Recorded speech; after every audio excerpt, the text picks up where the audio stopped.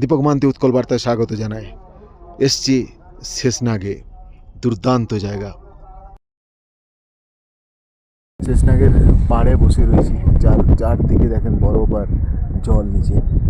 যে শেষনাগের তীরে বসে রয়েছি।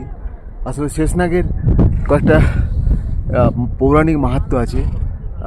সমুদ্রপৃষ্ঠ থেকে প্রায় ৩,৫০০ মিটার, মানে প্রায় ৩৬০০ মিটারের মতো, বুঝতে পারছি প্রায় ১০,০০০ ফুটের কাছাকাছি, আর একটু বেশি হবে।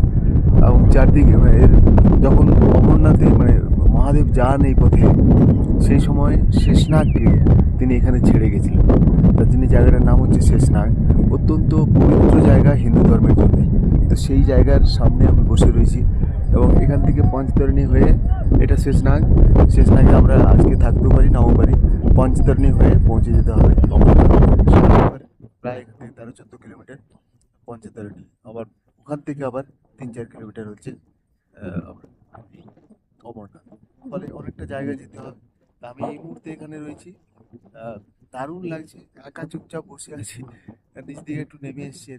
দুর্দান্ত, পুরো বরফ জমে আছে, পুরো বরফ জমে আছে। দেখুন এই জলটা সবুজ হয়ে গেছে, বরফ নিচে নিচে জল যাচ্ছে, বরফের নিচে ওই উপর থেকে নেমেছে এবং বরফ হয়ে গেছে। এটা কি দারুণ লাগছে, দুর্দান্ত। এত সুন্দর, ওই উপরে বরফ পুরো। এটা ঘুরে গেল এখান থেকে।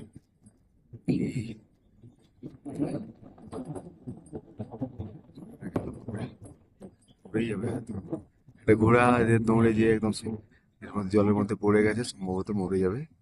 অনেকটা উঁচু থেকে পড়ে গেছে ঘোড়াটা, পাটা বাঁধা ছিল,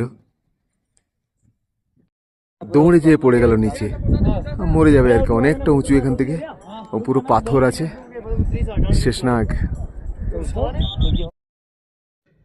এটা শেষনাগের একটা দিকের পোস্ট। আরেকটা দিকে দেখতে পেলে ওইটা আরও বেশি বরফ রয়েছে, যেটা ভিতরে গেলে বোঝা যাবে। ধন্যবাদ সবাইকে, ভালো থাকবেন সবাই। অবশ্যই ফলো করবেন এবং শেয়ার করে অন্যদের দেখার সুযোগ করে দেবেন।